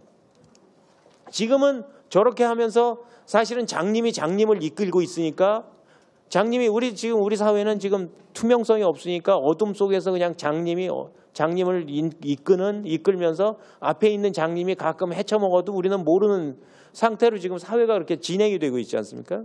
그러니까 지금 장님들이 나와서 저기서 데모하는 거잖아요. 그죠? 그래서 우리가 우리가 생각할 때 저기는 블록체인은 굉장히 중요하다. 그래서 블록체인이 왜 중요하냐, 블록체인이 어떻게 중요한지 다 한마디씩 했습니다. 빌 게이츠도 한번 얘기했고요. 밥 그라이필드라는 사람도 얘기했고, 저도 한마디 하죠. 그래서 저는 어떻게 얘기하냐면 블록체인은 infrastructure of everything이라고 얘기합니다. 이 모든 것의 인프라스트럭처가 바로 왜냐하면 모든 것에 신뢰가 필요하기 때문에 모든 것의 인프라스트럭처가 블록체인이다 하고 이야기합니다.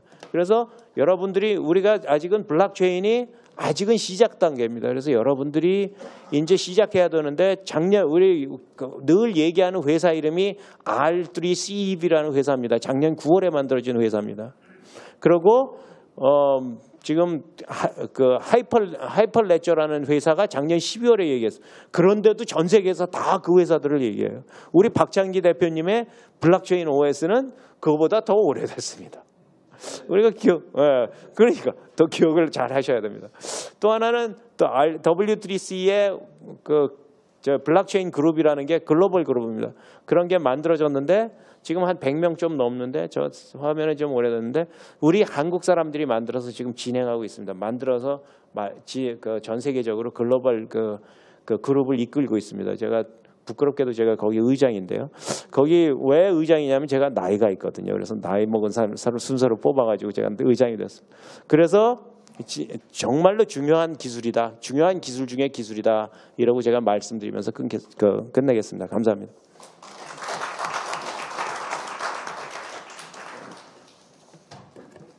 네, 이용환 교수님 수고하셨습니다. 블록체인과 함께 영어 공부도 많이 했습니다. 감사합니다.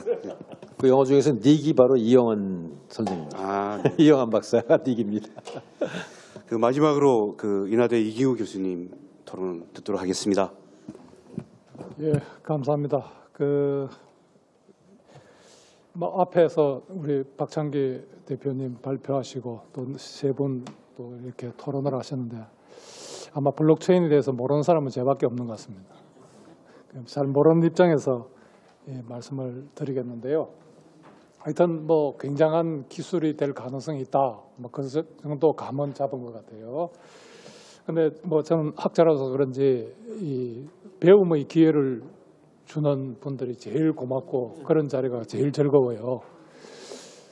오늘 또 우리 장정숙 의원님께서 장을 열어주시고 또 우리 박창기 대표께서 초청을 해주셔가지고 고맙다는 말씀 먼저 드리고요. 오늘 제가 말씀드리려는 직접민주주의를 처음 대했을 때 그 자체가 충격이었습니다. 저는 평생 제도를 연구하는 입장인데 주로 이제 국가 운영을 어떻게 시스템화할 것인가, 또 지방 행정을 어떻게 시스템화할 것인가 이런 문제를 가지고 평생 하는데 이 직접민주주의를 대했을 때 충격을 받았고 오늘 이 블록체인에 대한 개괄적인 이런 설명을 들으면서 굉장하다 이런 충격을 받았는데 아직까지 제가 잘 모르기 때문에 구체적인 내용에 대해서 100% 아까 신뢰 말씀하셨는데 신뢰하기는 좀 더 공부를 해야 될 것 같습니다. 그런데 그래서 제가 이제 이 직접민주주의하고 이 블록체인을 신뢰할 수 있다면 이 결합하면 굉장한 효과가 있겠다 이런 생각을 하면서 왜 그런지 말씀을 좀 드릴까 이렇게 생각을 합니다. 우선 40페이지에 통계표가 하나 있는데요. 굉장한 통계입니다. 이것도 역시 정부의 세금으로 만든 이 통계표입니다. 한국행정연구원에서 작년에 나온 이 통계표인데요. 우리 정부 기관에 대한 신뢰도를 조사한 겁니다. 또 요 말고도 이제 여러 가지 표가 있는데 청렴도에 대한 것도 있고 여러 가지가 있는데 그 중에 특히 주목을 끄는 거는 전체적으로 낮습니다. 우리 정부 기관에 대한 국민들의 신뢰도는 전체적으로 낮는데 특히 낮은 데가 있어요. 국회입니다. 이건 충격이죠. 이것도 일종의 국민의 대표기관이기 때문에 국민의 신뢰를 가장 많이 받아야 되는 데가 국회예요. 그런데 결과는 안 믿는다 이겁니다. 이거를 어떻게 극복할 거냐? 이게 정말 시대적인 과제가 아닌가 이렇게 이제 보는 건데요. 그래서 이런 국회에 대한 불신이 우리나라만이 아니다는 겁니다. 이 다른 나라도 이런 과정을 거치면서 신뢰도를 높여가고 있는데 거기에 굉장히 큰 역할을 한 것이 이 직접민주주의이다. 우리가 직접민주주의 하면 흔히들 스위스를 생각하는데요. 이 직접민주주의를 만든 나라, 그러니까 이게 저는 이 정치제도 이것도 발명품이라고 봅니다. 이 뭐 블록체인이나 인터넷이나 뭐 컴퓨터 발명과 버금가는 또는 그보다 더 중요할 수도 있어요.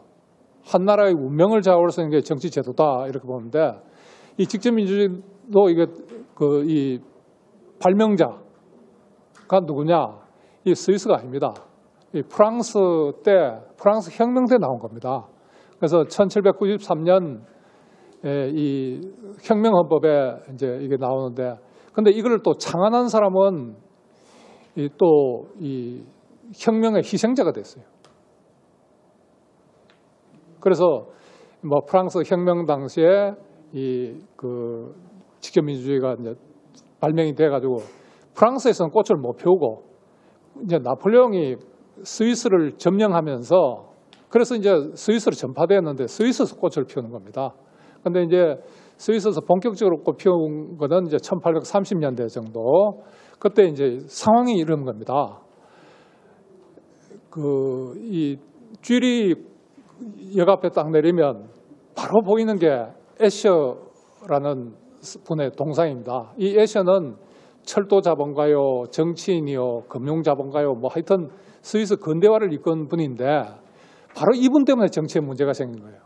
그럼 모든 정치인들이 자기를 뽑아준 국민들을 위해서 일하는 것이 아니라 바로 금융자본, 철도자본, 뭐 산업자본을 위해서 일하다 보니까 노동자, 농민들, 또 영세 자영업자들 이 사람들의 삶이 피폐해버리는 겁니다.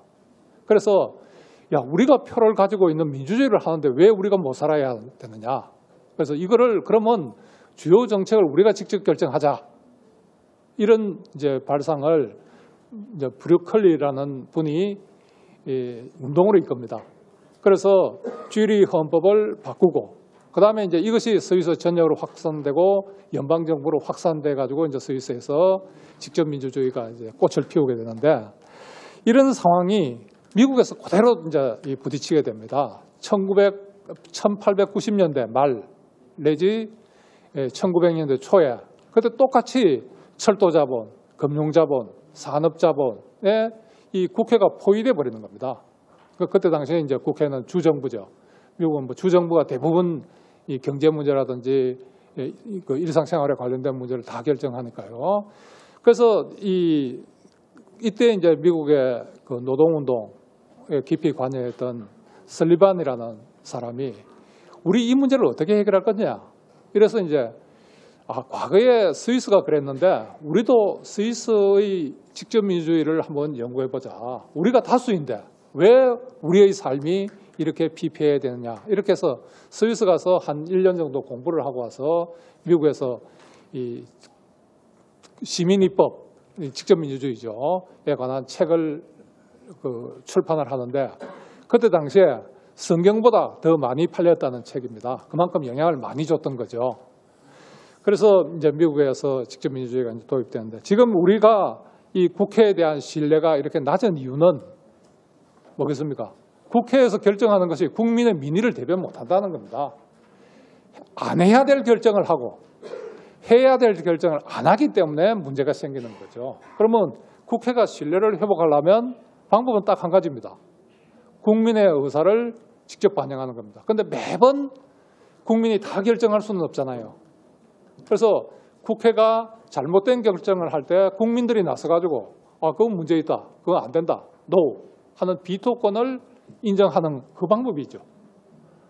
그러면 국회의원들은 어떻게 하겠어요? 국민들에게 비토를 안 당하기 위해서 가능하면 국민들의 의사를 존중하려고 노력하겠죠. 또 다음에 해야 될 일을 안 하는 겁니다. 그러면 국민들이 직접 발언을 해가지고 결정을 하는 거죠. 그러면 이 주도권을 국회의원들이 국민들한테 안 빼앗기기 위해서 가능하면 국민들이 원하는 것을 법률로 제정하려고 노력하게 되는 거죠. 그래서 지금 국회에 대한 신뢰가 떨어지는 이유는 국회가 대의기관에서 역할을 안 하기 때문입니다. 이 직접민주주의를 도입하면 국회가 국민의 의사를 존중할 수밖에 없는 처지에 빠지는 거죠. 그런 면에서 한편으로는 이 국회의 활동에 대한 이제 비상 브레이크를 국민들이 갖게 되는 것이고, 또 국회가 활동을 안 하는 경우에는 활동하라고 비상 가동 자치를 국민들이 가지는 거죠. 이것이 바로 헌법 제1조 2항에 나오는 국민주권주의를 실현하기 위한 방안이다 하는 겁니다. 우리 헌법에 1조 2항에 국민주권주의를 규정하고 있음에도 불구하고 우리 국민들은 이 국가기관의 결정을 통제할 수 있는 아무런 수단이 없어요. 우리가 유일하게 가지고 있는 게 선거권인데 우리 해봤지 않습니까? OECD에서 국회의원 교체율이 제일 높습니다. 그래도 뽑아놓으면 똑같은 행동을 되풀이한다. 그래서 이것을 치유하기 위한 제가 이제 직접민주를 얘기하면 그럼 국회를 무력화시키는 거 아니냐 이런 말씀하지만 천만의 말씀입니다. 오히려 국회를 진정한 국민의 대의기관으로 만들기 위해서 이건 필수적이다. 그리고 우리가 하나 주의할 거는 주권이라는 것은 국민의 최종적인 결정입니다.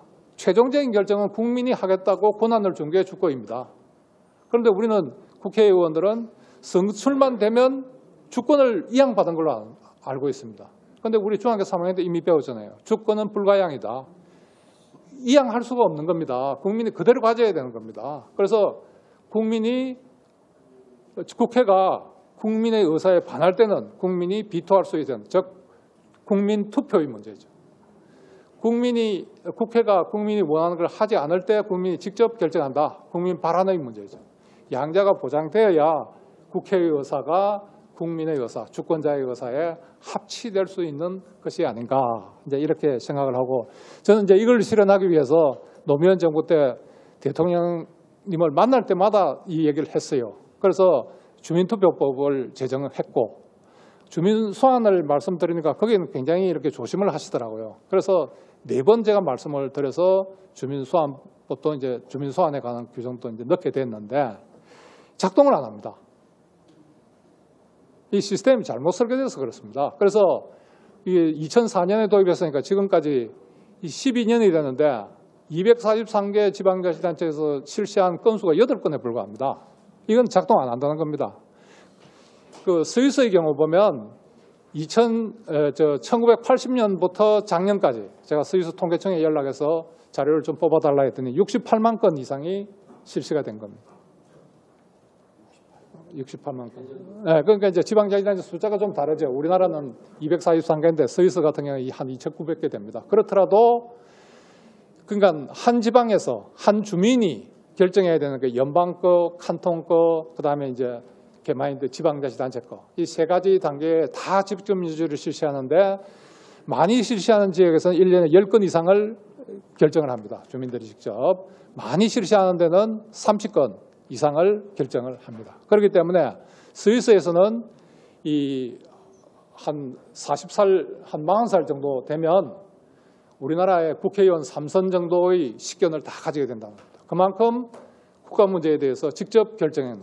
그래서 스위스 국민들은 이 나라는 우리가 만든 나라다 이렇게 생각하고 있고, 그 다음에 하나의 확신을 가지고 있습니다. 국민들은 항상 옳다. 우리 국민들이 결정하기 때문에 스위스가 세계에서 가장 행복한 나라, 가장 잘 사는 나라가 되었다. 이렇게 확신을 하고 있는 겁니다. 그런데 이제 이 직접민주주의를 확산시켜 나가려니까 장애물이 있습니다. 하나가 오해입니다. 이것도 아주 저명한 헌법학자가 저한테 이렇게 얘기해요. 직접민주주의는 조그만 나라에서 하는 거 아니냐.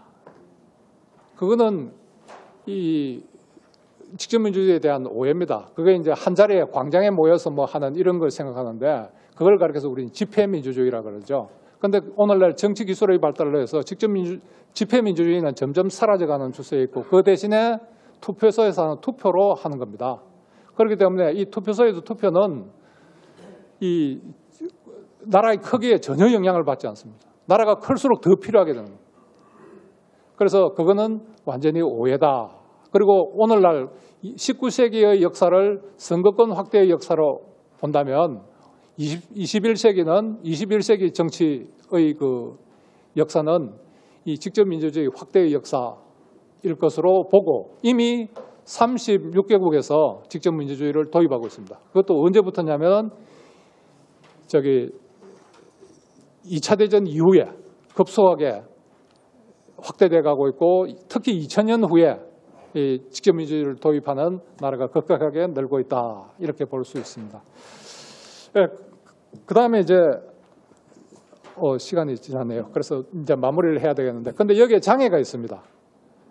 하나가 비용이 너무 많이 든다. 스위스 같은 경우는 전부 우편투표를 하는데 우편투표하는데 돈이 많이 들어요.